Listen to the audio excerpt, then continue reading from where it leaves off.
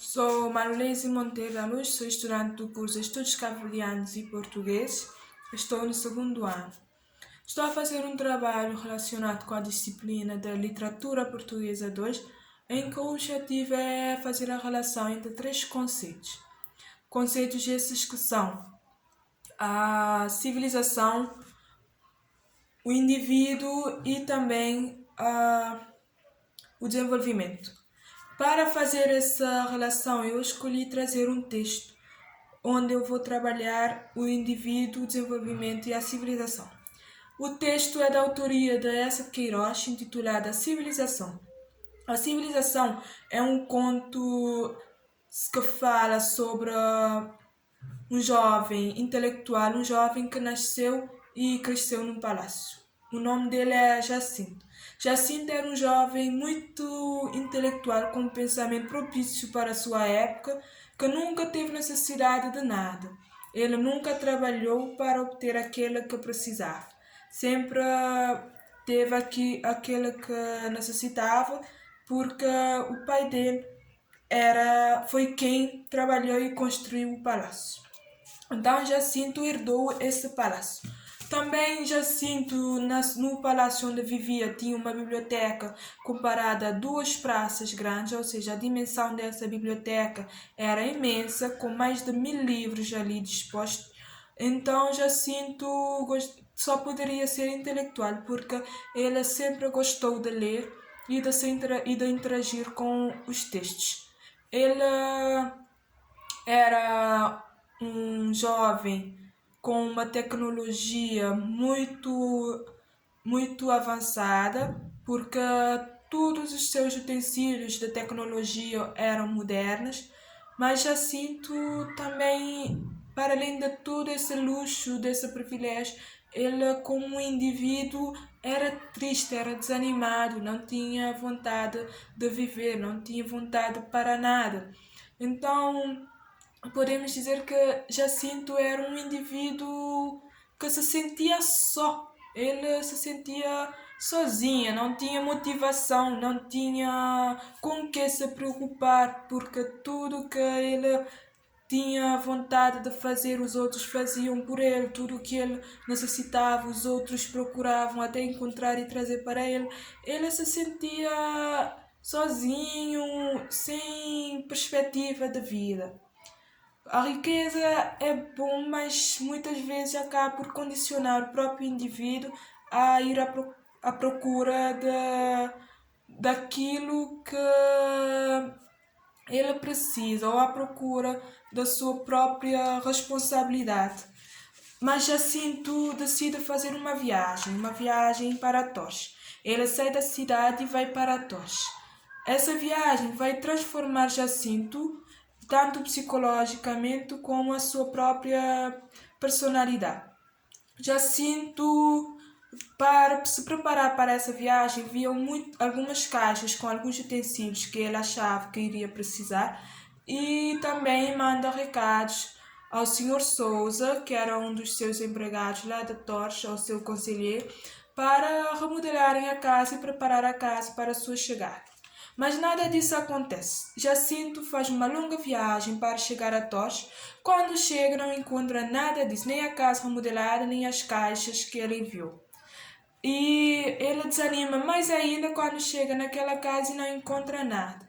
Ou seja, alguém que saiu de um palácio onde tinha tudo e chega num lugar onde não tem nada. Ele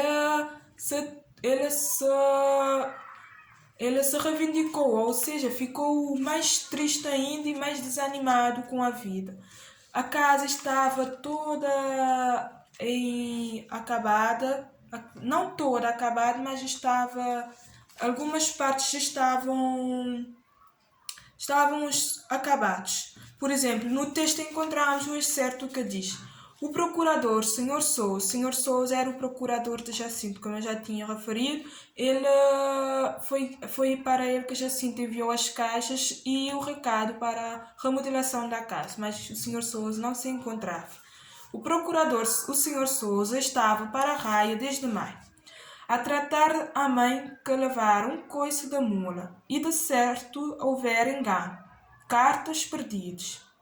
porque o Sr. Souza só contava com Sua Excelência, ou seja, Jacinto, em setembro para a vindima. Na casa nenhuma obra começara. Infelizmente para Sua Excelência, os telhados ainda estavam sem telhas e as janelas sem vidraças.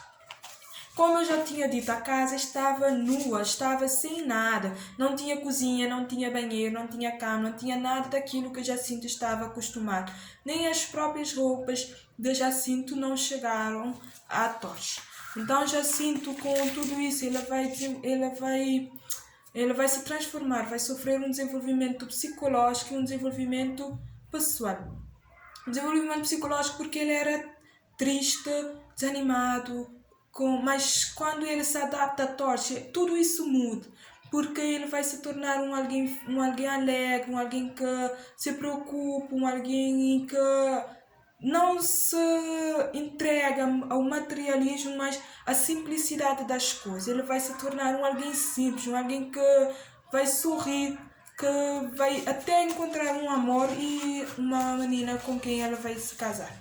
Também há uma diferença, uma transformação de Jacinto em termos da sua estadia.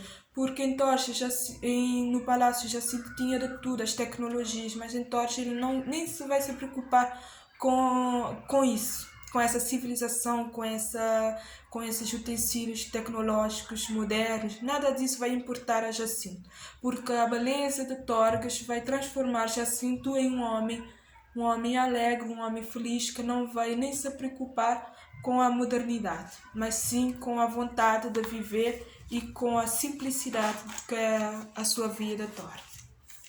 Também em termos da preparação do jantar encontramos algumas mudanças, porque o jantar que é preparado no palácio é totalmente diferente daquilo que é preparado em Torques. E vemos isso logo nos utensílios que é utilizado. Por exemplo, no palácio temos uma parte do palácio que refere a isso. Aqui na página temos uma página que fala sobre isso. Esse excerto que eu vou ler fala da preparação da refeição de Jacinto no palácio. À mesa só cabiam 6 amigos que Jacinto escolhia com critério na literatura, na arte e na metafísica, e que entre as tapaçarias de Arás, representando colinas, pomares e portos da Ática, cheias de classicismo e de luz, renovavam ali repetidamente banquetes que, pela sua intelectualidade, lembravam os de Platão. Cada garfada se cruzava com um pensamento ou com palavras extremamente arranjadas em forma de pensamento. Como eu já tinha referido, Jacinto era muito intelectual. Então ele usava sempre as ideias de alguns filósofos como Platão. E a cada talher respondia 6 garfos. Essa é uma das maiores diferenças que vamos encontrar em termos da preparação do jantar. E a cada talher respondia 6 garfos, todos de feitios desemelhantes e astuciosos. Um para as ostras, outro para os peixes, um para as carnes, outro para os legumes, outro para as frutas, outro para o queijo. Os copos, pela diversidade dos contornos e das cores, faziam sobre a toalha mais reluzente que esmalte, como ramalhetes silvestres espalhados por cima da neve. Ou seja, no palácio Jacinto tinha copos diversos e talheres para várias funcionalidades. Mas em Torres isso não acontece, como vamos ver num outro excerto que fala sobre o Torres. Aqui em Torres vamos encontrar: E aí o meu super civilizado Jacinto recuou com um pavor genuíno. Na mesa de pinho, recoberto com uma toalha de mãos encostada à parede sórdida, uma velha de sebo meio derretida num castiçado de latão alumiava 2 pratos de louça amarela, ladeados por colheres de pau e por garfos de ferro. Os copos de vidro grosso e baço conservavam o tom roxo do vinho que neles passarem fartos anos de fartos vindimas. A diversidade dos copos que encontramos no palácio é totalmente diferente daquilo que encontramos em Torres. Em Torres os copos são já se desgastaram com o passar do tempo, porque foram utilizados ano após ano para a utilização de vinho.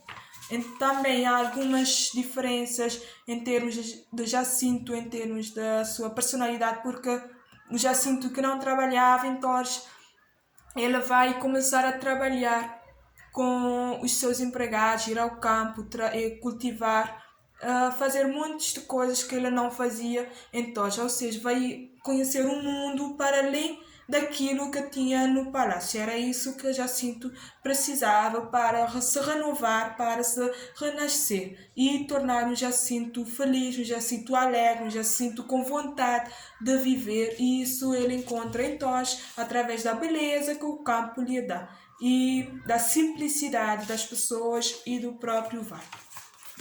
Em termos de civilização, Jacinto era um jovem muito civilizado, educado, intelectual. A civilização deu a Jacinto uma forma de vida que muitos querem, mas poucos conseguem ter.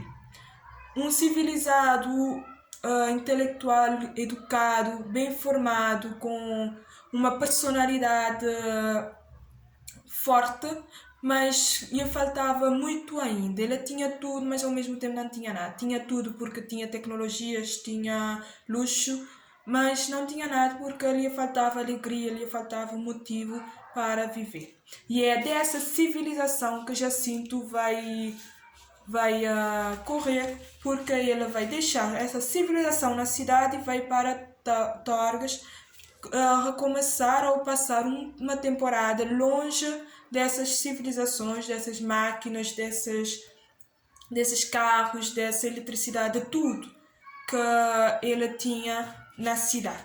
Também há um excerto no texto que retrata sobre as tecnologias que Jacinto tinha no palácio que lhe condicionava uma boa civilização. Aqui temos uma parte que fala sobre isso. A civilização de Jacinto em Torres é totalmente diferente daquilo que ele vai viver, que ele vivia no palácio. Aqui temos uma parte que fala sobre isso. Isso é quando o amigo de Jacinto vai voltar para a cidade e vai à casa de Jacinto e não encontra nenhum desses utensílios modernos. Ele chega lá e descreve o que encontrou. Ao descer, penetrei no gabinete de trabalho de Jacinto e tropecei num montão negro de ferragens, rodas, lâminas, campainhas, parafusos, etc. Entreabri a janela e reconheci o telefone, o teatrofone, o fonógrafo, outros aparelhos, tombados das suas peanhas sórdidos desfios sobre a poeira dos anos. Empurrei com o pé este lixo de engenho humano. Ou seja, toda essa maquinaria, todos esses utensílios que para Jacinto era relacionado com a civilização, para Jacinto era uma forma de viver. Ele foi comparado como lixo, porque da mesma forma que Jacinto encontrou Torres quando ele foi visitar lá, o amigo vai encontrar a casa de Jacinto, ou seja, o palácio, porque a civilização não está nos utensílios, a civilização não está na modernidade, a civilização está na própria pessoa, na personalidade de cada um. Jacinto com a viagem a Torres não vai ligar nem para os utensílios, nem para o luxo, nem para nada. E era isso que eu queria apresentar em relação à civilização, ao modernismo, ao desenvolvimento, ao indivíduo que era Jacinto. Jacinto era um indivíduo triste que se torna feliz. Ele sofre muitas transformações porque passa de uma pessoa luxuosa, uma pessoa materialista, para uma pessoa simples. Também a civilização de Jacinto se torna totalmente diferente daquilo que ele era no palácio, mas nunca esquecendo da sua literatura, esquecendo dos seus livros e dos seus autores. Era isso que eu queria apresentar em relação a esses três conceitos.